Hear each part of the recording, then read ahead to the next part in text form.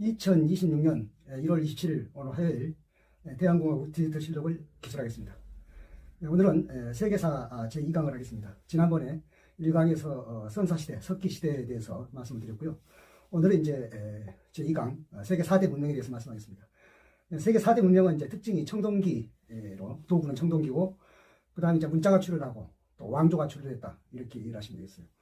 그러니까 지난번에 석기시대 공부할 때 하도 따분하게 생각하는 분들이 있을 것 같아서 제가 그 석기랑 도구를 우리에게 친근하게 느끼게 하기 위해서 현대의 도구는 AI고 더 앞에 도구는 플라스틱이었다고 하면서 플라스틱이 그 어떻게 보면 애물단지처럼 느끼지만 사실은 플라스틱은 온 지구촌에 나무가 그대로 푸르게 살아남을 수 있게 만들었다는 데 대해서 의미를 뒀었죠.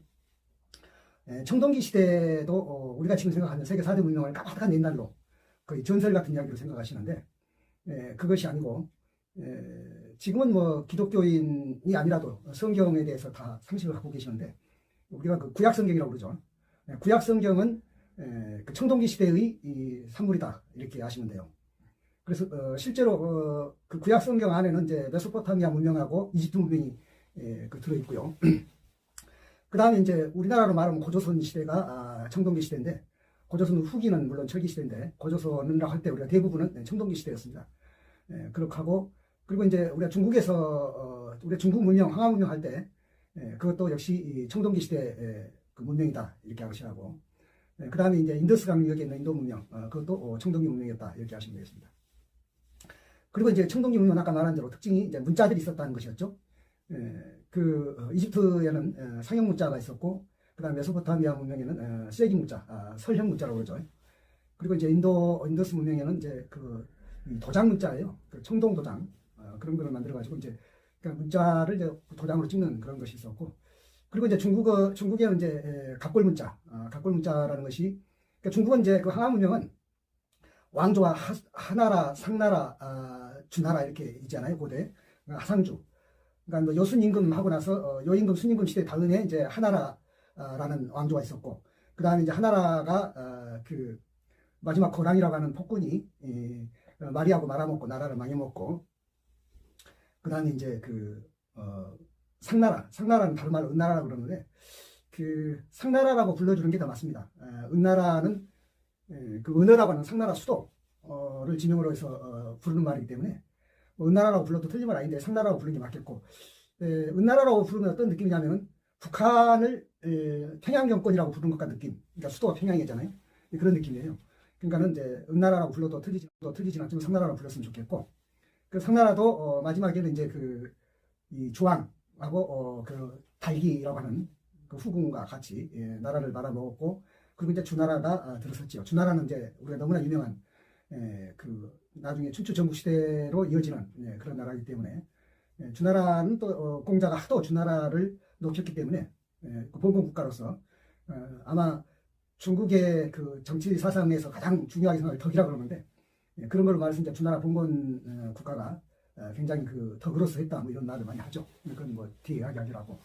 그러니까 결국 이제 전에는 이제 그 중국 황하 문명을 말할 때 그 은나라, 그러니까 상나라도 원래 전설로만 나왔었어요. 근데 이제 각골 문자가 출현함으로써 그 은어에서 수도 은어에서 각골 문자가 많이 나와가지고 이제 상나라가 전설이 아닌 실제적인 역사였다, 이렇게 하는데, 그 다음에 이제 그 하나라가 더 위에 하나라가 전설로 이제 알았을 거 아니었어요. 그런데 그 낙양 2리터구에서 그 청동 그 기부들 소시라든가 이런 것들이 나와가지고 하나라의 존재가 이제 전설이 아니고 역사 속으로 이제 들어왔죠. 그래서 지금은 이제 하나라, 상나라, 주나라 이렇게 황하 문명의 이제 그 존재를 확인해주는 그런 것이 되겠고요. 그 이제 순서로 말할 것 같으면은 메소포타미아 문명, 그러니까 그 중동에 지금으로 말하면은 그 사우디아라비아와 이라크에 있는 그쪽에 주로 이라크 땅이죠. 그러니까 그게 이제 거기 바빌로니아라든가 또 그 아시리아라든가 이런 나라들. 왜 그러냐면 메소포타미아란 말이 두 강 사이의 땅이라는 이야기인데, 두 강 사이의 땅이니까 이게 땅 모양이 초색달 모양이잖아요. 그 원래 세계 4대 문명은 전부 다 강가에 있는데, 강가에 있단 말이 무슨 말이냐면 그 당시에는 제일 하이테크 산업이 농업 아닙니까? 농업이 이 물이 제일 필요로 하는 산업이기 때문에 당연히 강가에서 말하자면은 그 풍성한 농업 생산력이 있었고, 그래서 이제 그것이 이제 그 지배 세력도 만들어내고, 그다음에 왕조도 만들어내고, 그 다음에 이제 왕조가 또 자기 지배 세력의 그런 지배 이데올로기를 전달하기 위해서 문자도 만들어내고 뭐 이렇게 해서 문명이라는 게 나온 것인데 그게 우리가 이제 4대 문명 아니겠어요? 그래서 그 메소포타미아 문명인데 거기 이제 원래는 그 수메리인들이라고 그러는데 거기 성경에서 이제 누가 나오냐면 그 아브라함이 나오죠. 아브라함이 그러니까 원래 메소포타미아 그 갈대아 우르 지역 그 우르라고 하는 도시 거기서 이제 살던 사람인데 거기서 이제 떠나가지고 실제로 이제 지금 현재 그 이스라엘 땅 쪽으로 이전 뭡니까 이주해온 거 아닙니까? 그래서 이제 구약 성경의 이제 주인공이 됐고 그러는데 또 이집트 문명은 누굽니까? 아브라함의 손자. 원래는 이제 아브라함의 아들이 이삭이고 이삭의 아들이 요셉이고 야곱이고 야곱의 아들이 요셉인데 그러면 아브라함으로 말하면 이제 증손자가 되나요? 그 요셉이 원래 팔려갔던 땅 아니에요? 저 이집트로. 그래가지고 나중에 이제 그 이집트에서 총리가 됐는데 그 아버지 야곱이 아주 늙음하게 그 흉년이 들어가지고 그 요셉이 총리가 되어 있는 이집트로 그 식량을 이제 구하러 가죠. 그래가지고 그 요셉하고 이제 야곱이 말하자면 이산 가족 만나기를 하는데 그게 이때 요셉이 이집트 총리를 했을 때 그때가 다 이집트 문명의 아주 거의 뭐랄까 황금기 끄트머리 이렇게 왜냐하면 가장 그 당시 이집트가 이제 부국이니까 그렇게 이제 이해를 하시고요. 그게 성경이 지급하고 있고 그다음 인더스 문명 같은 경우에는 이제 인더스 강은 우리가 지도를 딱 놓고 보면은 인도라는 지도가 이렇게 세모로 되어 있잖아요. 세모로 되어 있는데 우리가 지도상을 보면 이제 왼쪽으로 흐르는 강이 인더스 강이고 오른쪽에 흐르는 강이 겐지스 강인데 그 인더스 강에 처음에 이제 인도 문명이 세워졌어요. 그랬다가 그 아리안족들이 거기를 이제 침략에 들어와 가지고 또 겐지스 강까지 이렇게 이제 문명이 이어진 거죠. 근데 그 인도 문명은 지금은 이제 뭔 흔적이 있냐면은 힌두교도 그렇고요. 그 다음에 그 인도의 그 카스트 제도, 신분 제도 있잖아요.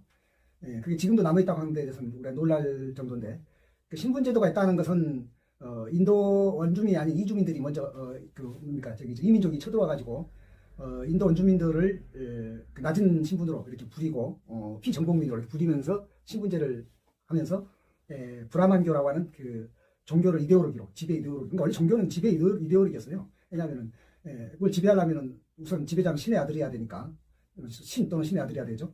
그러니까 이제 종교가 그렇게 출현하는데 그래서 이제 신분제가 딱 정해져 있어요. 그러니까 인도인들 머릿속에는 지금도 그 신분제를 지금 근대 민주주의나 이런 것 때문에 많이 그것을 불식했음에도 불구하고 그 흔적이 남아있다고 하는 게 참 어떻게 보면 지독하게도 그 긴 뿌리를 갖고 있다는 느낌이 들어요. 그러니까 이 말은 다시 말하면 4대 문명은 제가 처음에 모두에서 말했듯이 청동기 시대에 출발했다고 하니까 여러분이 까마득한 전설로 여기실 것 같아서 제가 다시 환기시키자면은 그것이 지금 말한 대로 지금까지도 흔적이 남아있는 그러니까 우리는 4대 문명의 그런 긴 전통 속에 우리가 살고 있다 이렇게 이해를 할 수가 있어요. 하기 때문에 그 4대 문명을 우리가 이해하는 데 있어서 굉장히 뭐랄까 아까 석기 시대를 말할 때 그때는 더구나 선사 시대니까 우리가 좀 따분하게 느끼지만 사실은 그것도 석기라고 하는 신석기 구석기가 도구였다고 하는 데 대해서 우리가 생각을 환기했던 것처럼 이것도 청동기도 마찬가지로 청동기를 청동기 왕조들 그들이 4대 문명에 말하자면 그 창시자들인데 그들이 무너질 때는 누구 때문에 무너졌냐면 철기 문화의 가진 그런 세력들에게 무너진 거거든요. 그러니까 이 말은 이제 지금도 현재 진행이죠. 지금도 AI가 이제 앞으로 분명히 청동기 철기 교체기처럼 AI 전과 AI 뒤를 교체할 거예요. 플라스틱은 이제 그 수명을 다 했고 이런 식으로. 그러니까는 이것은 이제 좀 다른 말을 제가 하자면은 지금 2026년 1월 27일 오늘 전 세계를 놓고 볼 때 가장 초미의 관심은 미 제국주의의 트럼프가 지금 거의 미국은 말할 것도 없고 미국 외에 다른 나라는 말할 것도 없고 미국 안에서조차 일부에게 깡패라는 말을 듣는 건데 그런 것은 어떻게 보면 이제 그 명을 조청하는 어떻게 보면 자기의 명을 재촉하는 일이 될 텐데 불행하게도 그 트럼프를 지지하는 사람들이 일정 부분 있다고 하는 것은 뒤집어서 말하면 그것이 불행한 것이 뭐냐면은 미국 자체가 트럼프 개인만이 아니라 미국 자체가 아마 이제 어떻게 보면은 뭐랄까 수명을 다하는 그런 조짐으로 갈 것이다라는 것에 대해서 왜냐하면 그것이 아닐 것이면은 사실은 트럼프는 내쳐져야 되거든요. 근데 분명히 미국 안에서도 세계적으로 패권 거의 뭐랄까 패권도 어떻게 보면 사치스러운 이야기고 거의 깡패밖에 아닌 그렇게 하는 일을 하고 있는데 그럼에도 그거를 또 열렬히 지지하는 일부가 있다고 하는 데 대해서 적어도 과반수가 있다고 하는 데 대해서 그것을 어떻게 보면 미국이 같이 한 물에 쌓인 고기로 전락하고 말 것이라는 것을 말해두고 있어요. 문명이라는 것은 그렇게 수명이 다하는 것도 있죠. 그러니까 아까 4대 문명 제가 이야기할 때 여러분이 뭐 구약성경도 이야기했고 또는 뭐 인도의 카스트 제도를 이야기했고 여러 가지 제가 강조했던 이야기가 그 뿌리가 집요하게 지금까지도 내려왔다. 그러나 주인공이었던 그들은 누구한테 망했다? 철기 문명한테 망했다는 거죠. 그 철기 문명 이후로는 4대 문명은 사실은 그냥 이제 그 원래 이제 오히려 저들 같은 만 남아 있는 것이고 나머지 이제 각 세계적으로 패권 이제 그 다음에는 뭐 로마니 무슨 뭐 뭡니까 마케도니아니 그리고 뭐 몽골인이 뭐 전부 다 이것들은 철기들 이야기니까 생각해봐요. 그러니까는 완전히 다 전 세계 그 패권이 바뀌었는데 그래가지고 지금은 이제 그러니까는 근래 와서는 이제 농업이 이미 농업은 뭐랄까 하이테크 산업은 아니고 주로 이제 공업 정보화 산업 이런 것들이 하이테크 산업이었는데 금융이라든가 이렇게 해가지고 미국이 아직까지는 패권을 누리고 있죠.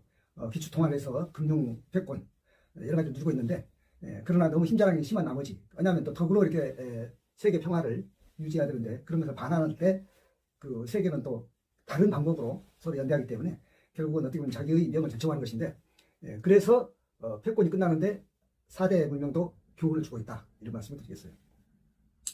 그래서 이제 4대 문명이 마지막으로 정리하고 끝내자면은 메소포타미아 문명 지금으로 말하면 그 지도로 상으로 보면 이라크 땅인데 이라크 땅보다 훨씬 더 컸죠. 그 문명 그 영역이라는 것이 지금으로 말하면 우리가 흔히 중동이라고 말하죠. 전체를 해서 거기서 물론 이제 그 히브리족도 나와서 아브라함을 통한 히브리족도 나와가지고 이제 그 이스라엘 헤브라이즘 그리고 오히려 그것이 이제 서양으로 가가지고서 헬레니즘하고 이렇게 결합이 돼가지고 서양 기독교가 되고 이렇게 했는데 이집트는 왜 그러면 이집트는 그렇게 이집트로 있다가 줄어들었을까? 그러니까 이건 이제 역설적이게도요. 메소포타미아 문명은 굉장히 그 생산력도 있고 좋은데 그러니까 뭔 떡이 좋다는 것은 어떻게 되겠죠? 노리는 사람이 많다는 이야기죠. 그러니까 굉장히 이민족들이 많이 그걸 이제 쟁탈하기 위해서 침입을 했고 이렇게 해가지고 계속 흥망성쇠를 많이 거듭했어요. 그러면 계속 가장 마지막에 강자가 또 말하자면 주인이 될 때는 뭐든지 발전된 행태겠죠. 그래서 거기는 여러 가지 뭐 페르시아 제국도 있었고 뭐 이렇게 했지만 이집트는 이집트로만 있다가 망한 건 뭐냐면 거기는 어떻게 보면은 천혜의 요새지요.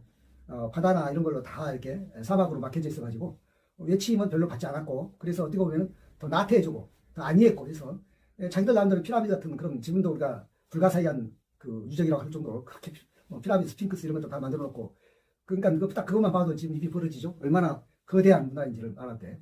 그러나 그런 문명이 있음에도 지금 이집트 모양은 그런 모양에 비하면 볼품이 없는 거죠. 그러니까 이것이 뭘 말하느냐면 우리가 4대 문명을 말할 때는 우리 현대에서도 미국 패권주의나 이런 것도 영원할 것 같은 것이 없다. 뭐든지 영원할 수 없다는 것이 가장 중요한 이야기예요. 성경도 구약 성경 안에 청동기 문명과 철기 문명이 다 들어있어요. 그러니까는 그 청동기 문명은 이를테면 이런 겁니다. 그 농기구나 무기로는 청동기가 별로 그 빛을 발휘할 수가 없어요. 왜냐하면은 철기 문명한테 청동기가 졌다는 얘기는 뭐냐면 철기는 농기구나 무기를 만들 수가 있어요. 단단하거든요. 근데 청동기는 단단한 게 아니라 물러요. 그래서 뭐 농기구를 만들면 뭐 전기질 할 수도 없고 뭐 달아지니까 안 되죠. 뭐 금방 뭐 한 번도 못 쓰죠. 일회용도 아니고 무기는 더 말할 것도 없죠. 무기도 뭐 그러니까 청동 거민이 이런 거 어떻게 보면은 장식품 같은 거예요. 지금도 무슨 뭐 현대에서도 뭐 장교나 장군들은 무슨 이렇게 지휘봉도 있고 하잖아요. 그런 것 같은 말하자면은 뭐 이 대장금 창고 이렇게 한 거. 근데 이제 정말로 검이 무기로서 그 기사들한테 그 무기가 되어줬던 것은 철기가 들어왔을 때고 그래서 뭐 히타이트라든가 이런 이 철기 문학들이 중동 메소포타미아를 싹 쓸어버렸던 것도 그 철제 무기로 해서 가능했던 것이거든요. 그러니까 이제 그 중국도 황하 문명에서도 청동은 뭐냐면은 큰 솥이라든가 이런 거. 그럼 그 솥이 뭐냐면 무기도 아니고 농기구도 아니죠. 그 뭐냐면은 그냥 그 솥이 하나의 왕조의 상징물. 뭐 그런 게 돼가지고 뭐 봉건 왕조가 제국들한테 무슨 음식을 만들어서 하사하겠다든가 이런 상징, 뭐 술을 모아서 따라준다든가 이런 것을 썼었죠. 4대 문명 오늘 이렇게 마치겠습니다.